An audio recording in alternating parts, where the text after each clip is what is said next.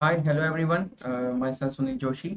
और बच्चों, ये जो क्लास है ये स्पेशली है नेट एस्पिरेंट्स के लिए, क्योंकि इसका एग्ज़ाम बहुत ही करीब आ रहा है अभी। ठीक है ना। तो यहाँ पर मैं नेट के लिए एक इम्पोर्टेंट टॉपिक जो है, हमारा एक इम्पोर्टेंट बुक है जो एटॉमिक एंड मोलिकुलर फिजिक्स, उसका एक इम्पोर्टेंट टॉपिक मैं यहाँ पर आप लोगों के साथ डिस्कस करना चाहूँगा। That is basically called L S coupling या जे कपलिंग। ठीक है, ये हम लोग डिस्कस करेंगे।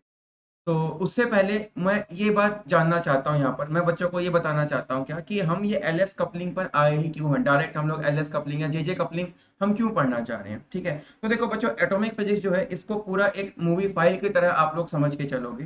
देखिएगा, सबसे पहले जैसे हमारे पास हाइड्रोजन एटम में बोर एटॉमिक थ्योरी आई थी। तो बोर एटॉमिक थ्योरी ने बेसिकली क्या किया था, उन्होंने हमको ये बताया था कि भाई कोई भी एक एन इक्वल्स टू, मान लीजिए एन इक्वल्स टू 5 से अगर मान लो एन इक्वल्स टू 1 पर मेरे पास कोई भी एक इलेक्ट्रॉन अगर ऊपर से नीचे की स्टेट में आता है तो वो मेरे को एक रेडिएशन देगा। ठीक है ना। यहाँ पर मेरे को एक जो वेव है वो देखने को मिलेगी विच है पर्टिकुलर वेवलेंथ लैम्डा, राइट। फिर हम लोगों ने ये देखा कि भाई जब इन फ्यूचर जब टेक्नोलॉजी थोड़ी सी एडवांस हुई और वहां पर इंस्ट्रूमेंट जो है काफी अच्छे आने लगे, तो हमने वहां पर जाकर क्या देखा, हमने देखा कि भाई ये एक वेवलेंथ तो आ नहीं रही है ना, एक लाइट नहीं आ रही है यहाँ पर इसके करीब में। तो मतलब और भी हमको लाइट्स जो है वो एक से ज्यादा लाइट्स जो है वो हमको देखने को मिली थी। ठीक है, तो जिसके ऊपर बेसिकली आगे जाकर क्या होता है आप लोगों ने सुना होगा, मतलब सोमरफील्ड रिलेटिविस्टिक करेक्शन हम लोग लेकर आए थे ना। पहले तो मतलब एक तो ये ब्रॉड बैक था बोर एटॉमिक थ्योरी का कि वो बड़े सिंगल वेवलेंथ आएगी, पर सिंगल वेवलेंथ ना आकर मतलब वेवलेंथ जो है वो मल्टीप्लेट्स में आ रही थी। ठीक है। दूसरा ड्रॉबैक क्या था बच्चों, दूसरा ड्रॉबैक ये था कि हाइड्रोजन एटम जो है, मतलब बोर एटॉमिक थ्योरी जो है वो हाइड्रोजन या हाइड्रोजन लाइक एटम्स के लिए ही वैलिड थी। मतलब जिनके पास सिंगल इलेक्ट्रॉन होगा। ठीक है, सिंगल इलेक्ट्रॉन सिस्टम के लिए वो वैलिड थी। ठीक है, अगर हम लोग मतलब मान लीजिए बड़े एटम्स की बात अगर हम लोग करते हैं, जैसे मान लीजिए मैं बोलता हूँ मैग्नीशियम, ठीक है, मैंने बोला कार्बन, ठीक है, सोडियम, तो इनकी स्पेक्ट्रल लाइंस को वो कभी डिफाइन नहीं कर पाए थे। आई बात समझ में यहाँ तक। ठीक है, तो ये जो सिंगल वेवलेंथ से मल्टीपल वेवलेंथ जो हमको देखने को मिल रही थी, ये जो प्रॉब्लम सोल्व हुई थी ये कैसे हुई थी बच्चों, हमने क्या किया, हम सोमरफील्ड ने रिलेटिविस्टिक करेक्शन यहाँ पर ली थी। उन्होंने ये बोला कि भाई जो इलेक्ट्रॉन है वो एक रिलेटिविस्टिक स्पीड के साथ मूव कर रहा होगा, और उससे क्या होगा, उससे क्या होगा, वहां पर रिलेटिविस्टिक अप्रोच आएगी और क्या होगा, इलेक्ट्रॉन का जो मास पहले हम कांस्टेंट ले रहे थे अब वहां पर रिलेटिविस्टिक मास लेना पड़ेगा। पहला करेक्शन ये आ गया था। दूसरा करेक्शन क्या था कि भाई जैसे ही इलेक्ट्रॉन, ये बात ध्यान रखना बच्चों, जैसे ही इलेक्ट्रॉन को हम ये बोलते हैं कि वो रिलेटिविस्टिक स्पीड से मूव कर रहा है, हम उसमें रिलेटिविटी जैसे इंट्रोड्यूस करते हैं, वहां पर एक और नया क्वांटम नंबर इंट्रोड्यूस होता है, that is called spin quantum number. ठीक है, तो ये बात ध्यान रखिएगा, that spin is purely a relativistic concept. ठीक है ना, जो स्पिन है वो प्योरली रिलेटिविस्टिक कंसेप्ट से हम लोग डिफाइन कर सकते हैं। आप लोगों ने देखा होगा जब भी आप लोग श्रोडिंजर इक्वेशन वगैरह सोल्व करते हो, एच आई इक्वल टू ई शाई, ठीक है, हाइड्रोजन एटम के लिए भी आप लोगों ने सोल्व किया होगा, तो यहाँ पर कभी स्पिन का सॉल्यूशन नहीं आता। क्यों? क्योंकि जो श्रोडिंजर इक्वेशन है वो क्या है बच्चों, वो बेसिकली हमारी नॉन रिलेटिविस्टिक इक्वेशन है। ठीक है, तो यहाँ से हमारे पास रिलेटिविटी रिलेटिविस्टिक करेक्शन लिया हम लोगों ने, हमको पता चला कि भाई जो क्या ना, बोर जो है वो ये मान रहे थे कि जो इलेक्ट्रॉन अपना एक सर्कुलर ऑर्बिट में मूव कर रहा है, वो बोले भाई ऐसा सर्कुलर ऑर्बिट में मूव ना करके वो कैसा मूव करेगा, इलिप्टिकली मूव कर रहा है, और जहां से इसका एजीमुथल क्वांटम नंबर आया था, और उसके बाद रिलेटिविस्टिक स्पीड से मूव कर रहा है जहां से उसका स्पिन जो है क्वांटम नंबर वो भी हमको देखने को मिला था। ठीक है, जिसकी वजह से अब इसमें जो सिंगल वेवलेंथ थी, ठीक है, उसकी करेक्शन के लिए हमारे पास कौन कौन से दो चीजें आई बच्चों, एक तो आया स्पिन ऑर्बिटल इंटरेक्शन। ठीक है, स्पिन ऑर्बिटल इंटरेक्शन से हम लोग जो है, जो मल्टीपल वेवलेंथ हमको देखने को मिल रही थी वो करेक्शन हम लोगों ने वहां से कर दिया था। ठीक है, दूसरा था सोमरफेल्ड रिलेटिविस्टिक करेक्शन। ठीक है ना, तो ये दोनों चीजें मैं मानता हूँ आप सभी को पता होंगी, थोड़ा सा मैं बता देता हूँ।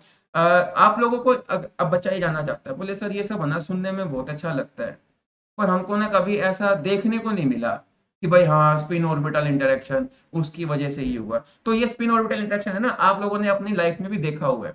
आप सभी बच्चों ने डार्क रूम में सोडियम लैंप के ऊपर एक्सपेरिमेंट किया होगा ना।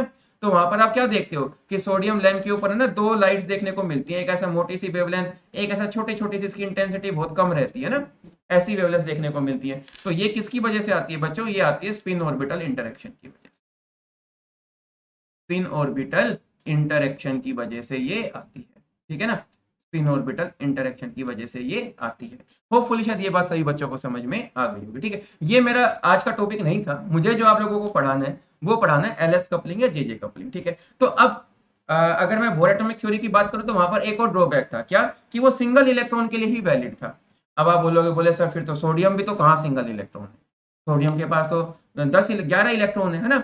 तो देखो बच्चों ऐसा होता है ना, यहाँ पर हम लोग क्या मानते हैं कि जो सोडियम के जो 10 इलेक्ट्रॉन है वो कोर इलेक्ट्रॉन है। स्पेक्ट्रोस्कोपी में वो कोर इलेक्ट्रॉन आपका काम नहीं कर रहे, वो बाहर वाला जो वैलेंस शेल में इलेक्ट्रॉन रखा हुआ है ना, वो हमारा काम कर रहा है। अगर उसी वैलेंस शेल में इलेक्ट्रॉन्स अगर एक से ज्यादा 3 हो जाएं, 4 हो जाएं, ठीक है, तब वहां पर हम स्पिन ऑर्बिटल इंटरेक्शन नहीं लगा सकते, ठीक है ना। वो हमको अप्रोप्रिएट रिजल्ट नहीं देगा। समझ में आई ये बात? स्पिन ऑर्बिटल इंटरेक्शन की थ्योरी हम वहां पर नहीं लगा पाएंगे, ठीक है। क्यों? क्योंकि अभी वहां पर वो सिंगल इलेक्ट्रॉन है ना, उसका किसी के साथ मोहब्बत नफरत किसी के साथ कुछ भी नहीं है, किसी के साथ वो इंटरेक्ट ही नहीं कर रहे, राइट। और जो अंदर वाले इलेक्ट्रॉन्स हैं, बच्चा बोलेगा सर उसके साथ हमारा इंटरेक्शन, तो उसको हम फ्रीज मान के कोर मान लेते हैं, ठीक है ना। क्या है, जैसे हमारा जो न्यूक्लियाई है और जो हमारा बेसिकली जो इलेक्ट्रॉन्स का जो कोर है, उसको हम अपने आप में एक पोटेंशियल मान लेते हैं, जिसको नाम दिया जाता है फ्यूचर में जाकर, आप लोग अपनी रिसर्च वगैरह में देखोगे, सूडो पोटेंशियल। तो सूडो पोटेंशियल का मतलब ही ये होता है, ऐसा पोटेंशियल जहां पर कोर इलेक्ट्रॉन्स को हमने फ्रीज कर दिया, कि वो मूव नहीं कर रहे, उनकी तरफ से बस एक फील्ड हमको देखने को मिल रही है, एक पोटेंशियल हमको देखने को। आई बात समझ? तो जिसके वैलेंस शेल में जब एक से ज्यादा इलेक्ट्रॉन आ जाएंगे, वहां पर हम लोग एलएस कपलिंग या जेजे कपलिंग को इंट्रोड्यूस करते हैं, ठीक है। तो लिखिएगा यहाँ पर सबसे पहले, ठीक है। मतलब एलएस कपलिंग और जेजे कपलिंग कहां पर लगेगी? For multi electron atom. और मल्टी इलेक्ट्रॉन एटम भी कहां पर? उसके वैलेंस शेल पे। आई बात समझ में? हर एक बच्चे को समझ में आया यहाँ तक? चलिए, मैं मानता हूँ यहाँ तक सही बच्चों को समझ में आ गया होगा। चलिए बच्चों, तो सबसे पहले लिख लीजिए Hamiltonian, Hamiltonian for a system of, for a system of multi electron, multi electron atom, ठीक है। देखो बच्चों, इसका जो डेरिवेशन है ना, कि भाई ये ऐसा ही रिजल्ट क्यों आ रहा है, वो हम लोग यहाँ पर कर ही नहीं सकते, ठीक है। ये जो डेरिवेशंस रहते हैं, ये पेपर पेन से नहीं हो सकते, इसके लिए हमको हाई प्रोग्रामिंग या सॉफ्टवेयर की जरूरत पड़ती है, क्योंकि कैलकुलेशन बहुत ज्यादा हैवी हो जाती है इससे, ठीक है ना। कैलकुलेशन बहुत हैवी हो जाती है बच्चों इसमें। तो देखो, आपको, आप सभी बच्चों ने क्वांटम मैकेनिक्स में मानता हूं सभी ने पढ़ा होगा, आपको पता होगा पर्टर्बेशन का मीनिंग क्या होता है, अनपर्टर्ब्ड हैमिल्टोनियन का क्या मीनिंग होता है। तो अब यहाँ पर ऐसा समझिए, मैं बोल रहा हूँ मेरे वैलेंस शेल में इलेक्ट्रॉन्स है, for the sake of simplicity हम दो मान लेते हैं, ठीक है। तो वहां पर क्या क्या होगा बच्चों, उन दोनों इलेक्ट्रॉन की काइनेटिक एनर्जी होगी। तो आपको इस हैमिल्टोनियन पर, मतलब मल्टी इलेक्ट्रॉन के हैमिल्टोनियन पर क्या क्या चीजें कंसिडर करनी है, उनको देखिए। सबसे पहला क्या आएगा? Kinetic energy of the electron, kinetic energy of the electron, ठीक है। ये कैसा है आपका? अनपर्टर्ब्ड। ये कैसा है बच्चों आपका? Unperturbed Hamiltonian. एक सेकंड में देख लूं रिकॉर्डिंग हो रही है या नहीं हो रही, ठीक है ना। अनपर्टर्ब्ड हैमिल्टोनियन, मैं कहीं मैं बोल रहा हूँ रिकॉर्डिंग ही ना हो रही है ना। अनपर्टर्ब्ड हैमिल्टोनियन है ये, ठीक है। दूसरा, इलेक्ट्रॉन्स का अपना इंटरेक्शन एक दूसरे के साथ या फिर न्यूक्लियस के साथ, ठीक है, वो भी हमारा क्या होगा? अनपर्टर्ब्ड होगा। क्यों बोल रहे हो सर इसको अनपर्टर्ब्ड? इसको पर्टर्ब्ड बोल दो ना आप। क्यों बोल रहा हूँ वो मैं बताऊंगा अभी, ठीक है, 5 मिनट का वेट करिए। The potential energy, the potential energy of electron, the potential energy of electron due to interaction between, due to interaction between, interaction between the nucleus, nucleus and electron, ये भी हमारा क्या होगा? अनपर्टर्ब्ड होगा। Perturbation theory अभी तक तो हमने पढ़ा है ना जितना, उसमें सबसे सक्सेसफुल थ्योरी है किसी भी एक्सटर्नल इन्फ्लुएंस को स्टडी करने के लिए। वो एक्सटर्नल इन्फ्लुएंस कुछ भी हो सकता है, जरूरी नहीं होता कि मैं बाहर से ही कुछ दूं, ठीक है। वो अपने इलेक्ट्रॉन्स इलेक्ट्रॉन्स के बीच का भी इंटरेक्शन हो सकता है, ठीक है।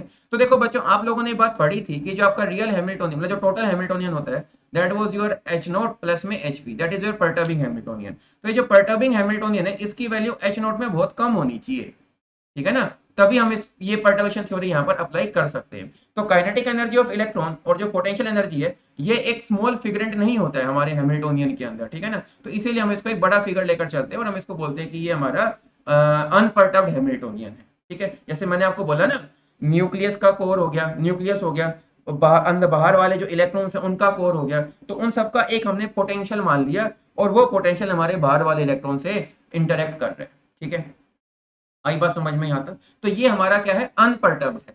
क्योंकि अगर मान लो मैं काइनेटिक एनर्जी को बोलूँ कि काइनेटिक एनर्जी में तो कोई इंटरेक्शन नहीं हो रहा है ना, ठीक है, तो वो हमारा अगर अनपर्टर्ब्ड है तो ये वाला जो पोटेंशियल एनर्जी जो आ रही है यहाँ पर देखने के लिए, ठीक है, तो वो पोटेंशियल एनर्जी काइनेटिक एनर्जी के रिस्पेक्ट में ऐसा नहीं है, बहुत ही कम वैल्यू है कि आप नेग्लेक्ट कर सकते हो या बहुत छोटा सिग्निफिकेंट फिगर ये डाल रहे हैं, ऐसा नहीं होगा, ठीक है, एक अच्छा खासा प्रभाव जो है ये डाल देता है, ठीक है। चलिए अगला है, अब ध्यान से समझना है यहाँ पर तीसरा चौथा और पांचवा पॉइंट, ठीक है, क्योंकि यहीं से ना मैं एल एस और जे जे कपलिंग के बीच में डिफ्रेंशिएट करूंगा, आपको पता तो चले कि एल एस कपलिंग और जे जे कपलिंग होती क्यों है, किस तरह के एटम्स में देखने को मिलती है, ठीक है, करेंगे हम बात इसके ऊपर, ठीक है, फिर बताऊंगा कि कॉलेज में आपको क्या बोला जाता था, है ना, देखेंगे उस पर हम, ठीक है। तो अब यहाँ पर क्या होगा, देखो इलेक्ट्रॉन है मेरा फाइनल उसके अंदर, ठीक है, फाइनल शेल के अंदर जो मैं बोल रहा हूँ, ठीक है, तो क्या होगा बच्चों, ये जो इलेक्ट्रॉन है मेरा, ठीक है, इसका अपने आप में कुछ ना कुछ ऑर्बिटल एंगुलर मोमेंटम होगा एक इलेक्ट्रॉन का, दूसरे इलेक्ट्रॉन का भी अपने आप में एक ऑर्बिटल एंगुलर मोमेंटम होगा, बराबर है। अब ये दोनों ऑर्बिटल एंगुलर मोमेंटम एक दूसरे के साथ इंटरेक्शन शो करेंगे, आप खुद सोच के देखो, यहाँ तो दो इलेक्ट्रॉन है या तीन मान लो, अंदर तो बहुत सारे थे, वैलेंस शेल में तो इलेक्ट्रॉन्स बहुत कम है ना as compare to my core, तो अब इन दो इलेक्ट्रॉन्स के बीच में जो इंटरेक्शन होगी ये क्या बहुत ज्यादा होगी ऑर्बिटल्स की वजह से या बहुत कम रहेगी, अगर हम सोच के देखें तो सर होनी तो कम चाहिए, ठीक है, कम है इसीलिए हम इसको परटर्बिंग हैमिल्टोनियन बोलेंगे, आई बात समझ में, लिख लीजिए इंटरेक्शन बिटवीन दी इंटरेक्शन बिटवीन दी orbital angular momentum, orbital angular momentum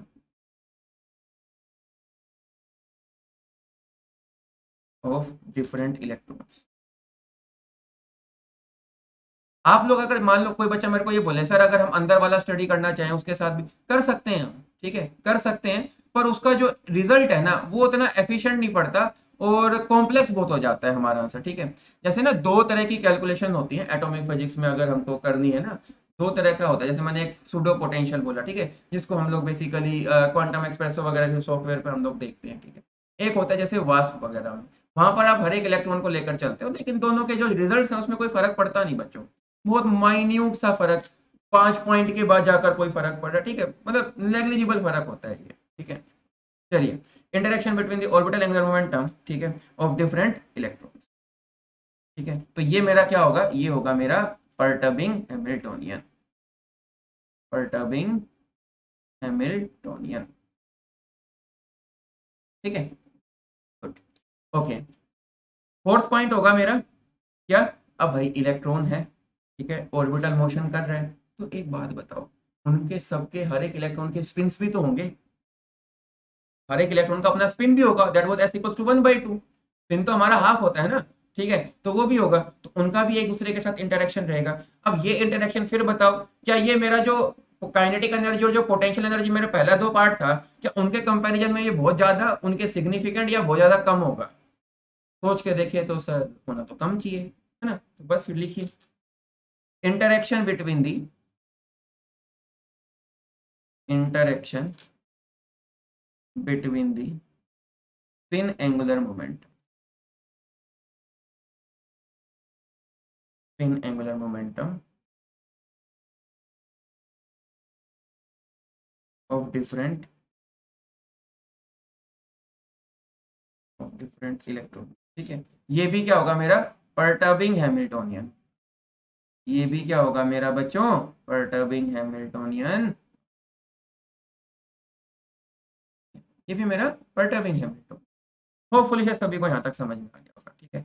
अब एक सवाल और यहाँ पर, ठीक है, हमारा फिफ्थ तरह का और बनता है, और वो क्या होगा पता है कि इलेक्ट्रॉन के खुद के ऑर्बिटल मोशन और खुद के स्पिन के बीच में इंटरेक्शन, ये क्या बात हुई, ऊपर भी तो हमने यही किया ना, रिजल्ट तो सर सेम आने चाहिए, नहीं आएंगे, क्यों नहीं आएंगे बताऊंगा थोड़ी देर में, ठीक है, बताऊंगा थोड़ी देर में, लिखिए इंटरेक्शन बिटवीन दी किस किस के बीच में इंटरेक्शन, इलेक्ट्रॉन के खुद के ऑर्बिटल और उसके ऑर्बिटल मोशन मतलब ऑर्बिटल एंगुलर मोमेंटम और उसके खुद के स्पिन एंगुलर मोमेंटम के बीच में इंटरेक्शन, लिखिए इसको भी interaction between the interaction between the orbital and spin angular momentum, spin angular momentum of a particular electron, of a particular, ठीक है। ये भी क्या है मेरा, परटर्बिंग हैमिल्टन, ये भी क्या है मेरा, परटर्बिंग हैमिल्टन। आई बात समझ में, ठीक है। देखो ये जो अब एक बार मैं लिखवा देता हूँ, ठीक है, चलो मैं बोल देता हूँ पहले। देखो बच्चों, जो एलएस कपलिंग होगा ना, ठीक है, अब ऐसा नहीं है कि जहां पर जिन एटम्स में एलएस कपलिंग शो होती है वहां पर जेजे कपलिंग नहीं होती, होती है जेजे कपलिंग, ठीक है, जेजे कपलिंग भी होती है। जहां पर जेजे कपलिंग होगी वहां पर एलएस कपलिंग भी होती है। बात आ जाती है डोमिनेंसी की, डोमिनेट क्या करेगा। अब मान लो अगर मैं एलएस कपलिंग की बात करता हूं, तो जो आपका परटर्बिंग पोर्शन, जो मतलब हमारा जो हैमिल्टन का थर्ड और फोर्थ पार्ट था, कि हर एक इलेक्ट्रॉन का ऑर्बिटल मोशन और हर एक इलेक्ट्रॉन का उसका स्पिन ऑर्बिटल मोशन, ठीक है, ठीक है ना, हर एक इलेक्ट्रॉन के सभी के ऑर्बिट्स के मोशन को ऐड करते हुए जाएंगे हम। मान लो मेरे पास दो इलेक्ट्रॉन है, तो L1 प्लस में L2, ठीक है, इसको हम ऐड कर लेंगे यहाँ पर, जो हमारा ओवरऑल बनेगा ये क्या बन जाएगा मेरा overall, that is L1 minus L2 से लेकर L1 प्लस L2 तक ये बन जाएगा, ठीक है। Same goes for the spin part, S1 minus S2 से लेकर कहां तक जाएगा ये, S1 प्लस S2 तक ये जाएगा, बराबर है, ठीक है। तो ऐसे करते हैं हम, क्या कर रहे हैं कि भाई हर एक ऑर्बिटल का जो मोशन है, मतलब हर एक इलेक्ट्रॉन का जो ऑर्बिटल मोशन है, सबको वेक्टोरिकली ऐड किया, ठीक है, सबके स्पिन वाले मोशन को वेक्टोरिकली ऐड किया, उसके बाद ओवरऑल लास्ट में निकाल लिया हमने, that was called H J is equal to, अब इन दोनों के बीच में इंटरेक्शन देखते हैं। तो ये क्या हुआ बच्चों, ये एल एस कपलिंग हुआ, एल और एस को हमने सारे एल्स को बनाया, कपल किया, एस को कपल्स किया, उसके बाद हम दोनों को रिजल्टेंट जो है वो ले ले रहे हैं, ठीक है, ऐसा रहेगा बेसिकली इसमें। तो देखो बच्चों, अब जो एल एस कपलिंग होती है, ठीक है, होपफुली समझ में आ गया होगा। तो ऐसा नहीं है कि जे जे कपलिंग वाले में एल एस कपलिंग नहीं होगी, ठीक है। बात अब क्या है इसको समझना ध्यान से, ठीक है। आप लोगों ने बचपन में ये सुना होगा, ठीक है, कि भाई L S coupling lower atoms के लिए होती है, जे जे कपलिंग हाइयर एटम्स के लिए होती है। अब मेरा सवाल है, लोअर मतलब कितना लोअर, और हाइयर मतलब कितना हाइयर। दूसरा, लोअर में ऐसा क्या हो रहा है जो हाइयर में नहीं हो रहा, हाइयर में जे जे क्यों जा रहा है, लोअर में एल एस क्यों जा रहा है, ठीक है। तो ये सारा जो खेल है ये होता है बच्चों एटॉमिक नंबर का। मैं आपको अब जो समझाने जा रहा हूँ ध्यान से समझिएगा। ये सारा खेल किसका है, एटॉमिक नंबर का। होगा क्या, मेरा जो न्यूक्लियाई है, ठीक है, न्यूक्लियाई के अंदर मेरे पास जो न्यूक्लियॉन्स होते हैं वो रेस्ट पर तो होते ही नहीं, वो अपना अंदर मोशन में होंगे, ठीक है। न्यूक्लियर फिजिक्स में आप लोगों को ये चीजें पढ़ने को मिल जाएंगी, ठीक है ना। जैसे इलेक्ट्रॉन्स अपने शेल में फील्ड होते हैं ना, कुछ उसी तरीके से, एग्जैक्ट वैसा नहीं, कुछ उसी तरीके से हमारे न्यूक्लियॉन्स की भी फीलिंग होती है, राइट, ठीक है। तो देखिएगा, तो हमारे जो न्यूक्लियॉन्स हैं जब वो मूव करेंगे, तो एक बात बताओ, चार्ज पार्टिकल जब भी मूव करेगा तो वो मूवमेंट से क्या निकलेगी, मैग्नेटिक फील्ड निकलेगी, सही बात है। अब वो मैग्नेटिक फील्ड क्या करेगी, अगर वो मैग्नेटिक फील्ड वीक है, ठीक है, अगर वो मैग्नेटिक फील्ड हमारी वीक है, तब हमारे पास एल एस कपलिंग ब्रेक नहीं होगी, ये एल एल के बीच में जो कपलिंग बनी हुई है ये ब्रेक नहीं होगी। और अगर ये मैग्नेटिक फील्ड मेरी बहुत ज्यादा स्ट्रॉन्ग हो जाती है, किसमें होगी ज्यादा स्ट्रॉन्ग, भाई जब नंबर ऑफ न्यूक्लियॉन्स ज्यादा मोशन दिखाएंगे, मतलब जो हैवियर न्यूक्लियाई है, यस और नो, जो हमारे हैवियर न्यूक्लियाई है, जब वो अपना मोशन ज्यादा दिखाएंगे, अपने साथ वो मैग्नेटिक फील्ड ज्यादा एसोसिएट करेंगे, तो वहां पर क्या होगा बच्चों, वहां पर क्या होगा, अब जो मैग्नेटिक फील्ड है ना ये सफिशिएंटली इतनी हाई हो चुकी है कि उसने अब क्या किया, एल के बीच का इंटरेक्शन और एस के बीच के इंटरेक्शंस को ब्रेक कर दिया, ठीक है ना। अब क्या होगा, हर एक इलेक्ट्रॉन का एल और एस अपने आप में क्वांटाइज हो जाएगा, L1 प्लस S1 ये अपने आप में क्वांटाइज हो जाएगा J1, ठीक है ना। सिमिलरली दूसरे इलेक्ट्रॉन का क्या होगा, L2 माइनस S2 से लेकर L2 plus S2, up to so on. और एट द एंड अगर हमको रिजल्टेंट लेना है, तो वो रिजल्टेंट क्या बनेगा, J1 प्लस में J2 अप टू में Jn। आई बात समझ में। तो अब यहां से क्या चीज समझेंगे हम, ये बात कि जे जे कपलिंग और एल एस कपलिंग के बीच में जो डिफरेंशिएट कर रहा है वो क्या कर रहा है, एटॉमिक नंबर। और वो एटॉमिक नंबर कितना ज्यादा होना चाहिए, बेसिकली देखो हर बुक्स में अलग अलग ये फिगर जो है वो दिया हुआ है। हम लोग जो लेकर चल रहे हैं, मतलब आपको याद रखने की जरूरत नहीं है, ये अप्रोक्सीमेट होता है जेड। अगर जेड लेस देन 40 हो तो बोला जाता है एल एस कपलिंग जो है वो डोमिनेट करती है, एल एस कपलिंग डोमिनेट करेगी, ठीक है। और अगर जे आपका ग्रेटर देन 40 हो जाता है तो यहाँ पर क्या होता है बच्चों, जे जे कपलिंग डोमिनेट कर, जे जे कपलिंग डोमिनेट। आई बात समझ में? इस वाले में एलएस कपलिंग डोमिनेट करेगी और यहाँ पर क्या होगा, जे जे कपलिंग डोमिनेट करेगी। कब करेगी एलएस कपलिंग? जब मैग्नेटिक फील्ड सफिशिएंटली हाई नहीं है, वो मैग्नेटिक फील्ड एल और एस के बीच के इंटरेक्शन को ब्रेक नहीं कर पाएगी, तो सॉरी सभी एल्स के बीच के इंटरेक्शन को ब्रेक नहीं कर पाएगी, तो सारे एल्स का जो सम है वो अलग क्वांटाइज होगा, एस का सम अलग क्वांटाइज होगा। बट अब मैग्नेटिक फील्ड इतनी स्ट्रॉन्ग हो गई है कि उसने सभी एल के बीच के इंटरेक्शन को ब्रेक कर दिया, और अब क्या हुआ बच्चों, अब ये हुआ कि हर एक इलेक्ट्रॉन का एल और एस अपने आप में क्वांटाइज, हर एक इलेक्ट्रॉन का एल और एस अपने आप में क्वांटाइज। बच्चा बोलेगा सर क्या पहले ऐसा नहीं हो सकता था? हो सकता था, बट पहले एल के बीच का इंटरेक्शन ज्यादा डोमिनेट कर, आई बात समझ में? एल के बीच का इंटरेक्शन ज्यादा डोमिनेट कर। होपफुली शायद यहाँ तक सही बच्चों को समझ में आ गया। ठीक है, चलिए फिर लिखिए आगे एल एस कपलिंग का। थोड़ा सा देर और करवा के इसको मैं देख लूँ एक बार, रिकॉर्डिंग हो रही है ना? रिकॉर्डिंग हो रही है, कहीं मैं यहाँ पर एल एस कपलिंग जे जे कपलिंग करता रह जाऊँ तो रिकॉर्डिंग ही बंद हो जाए। नहीं, चलिए देखिएगा, देखो बच्चों, देखना एल एस कपलिंग। तो यहाँ पर इसके स्टेप्स क्या रहेंगे वो देखिएगा। लिख लीजिए पहले स्टेप वन। क्या होगा स्टेप वन में, सभी जो एस हैं, हर एक इलेक्ट्रॉन का जो s one s two s three है, वो सभी एक दूसरे के साथ इंटरेक्ट करके एक कंप्लीट कैपिटल एस हमको बनाकर देंगे। लिख लीजिए, due to the due to the domination,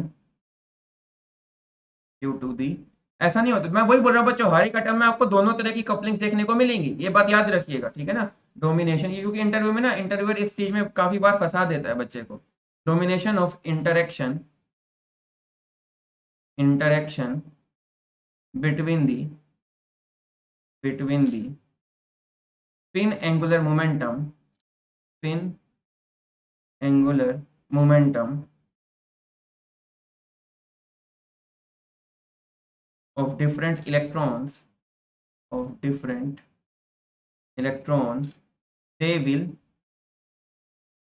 they will interact with each other, interact with each other, and total spin moment and total spin angular momentum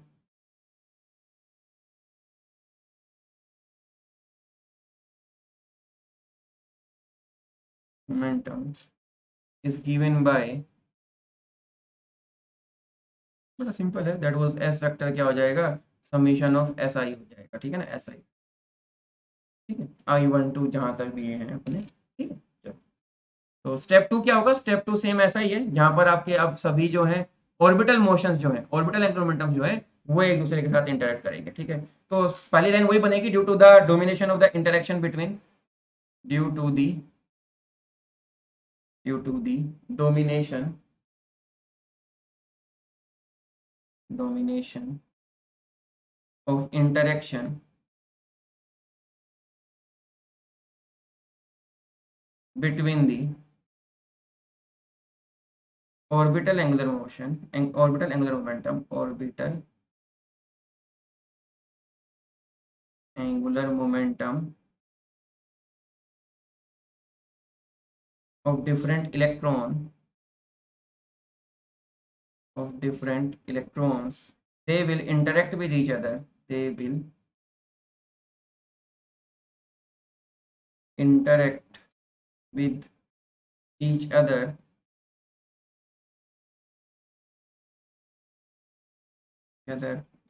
angular momentum, interact with each other and gives each other and give total angular total angular। मेरी image शायद नहीं आ रही होगी ना, ऐसा तो नहीं हो ना कि मैं लिख रहा हूँ और इमेज की वजह से ये इसमें पता भी नहीं चल पाएगा ना? ठीक है, कि मेरे को थोड़ा सा एक्सपीरियंस कम है इस पे पढ़ाने का ना, इमेज वगैरह। आती है, तो कोई बात नहीं, ठीक है। कोई और दिक्कत होगी तो आप लोगों के पास मैं आपको अपना व्हाट्सएप नंबर दे देता हूँ, ठीक है। आप लोग मेरे से नोट्स वगैरह कुछ भी आपको चाहिए हो तो कर सकते। My WhatsApp number 74043029। चलिए, अच्छा, एल और एस के बीच में आ गया यहाँ पर, तो अब मैं बात करता हूँ स्टेप 3 की। ठीक है, स्टेप 3 में क्या होगा कि भाई वो जो टोटल ऑर्बिटल एंगुलर मोमेंटम जो बनेगा, टोटल ऑर्बिटल एंगुलर मोमेंटम और टोटल स्पिन एंगुलर मोमेंटम जो बना हुआ था, उन दोनों का हम रिजल्ट ले लेंगे। ठीक है, ले लीजिए यहाँ पर total orbital angular momentum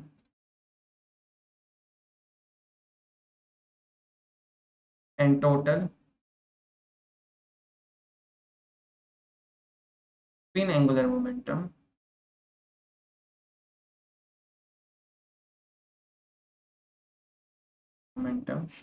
will be given by will be given by J is equals to L vector plus में S। ठीक है, अभी मेरी एक और क्लास है बच्चों, तो मैं बाकी का आपको बाद में बता दूंगा। इसके बाद अब मैक्सिमम काम हमारा हो गया, ठीक है ना। थ्योरी मैंने आपको बता दी है, अब बेसिकली मैं आपको बस सिलेक्शन फिलिंग रूल बताऊंगा कि कैसे यहाँ पर फिलिंग होती है, ठीक है ना। That lower the value of s, higher the value of higher the energy level, lower the value of l, higher the energy level, ये सब चीजें मैं आगे बताऊंगा। तो तब तक के लिए आप लोग पढ़ते रहें, मुस्कुराते रहें, ठीक है। कोई दिक्कत आए तो मैंने अपना व्हाट्सएप नंबर यहाँ पर लिख दिया है, आप लोग मेरे से कोई भी डाउट पूछ सकते हो, ठीक है ना। कोई भी अ, आपको फ्यूचर रिलेटेड कुछ भी क्वेरीज हों या जो भी आपको पूछना है, ठीक, पूछ सकते हैं, ठीक है। थैंक यू वेरी मच, ठीक है, बाय बाय।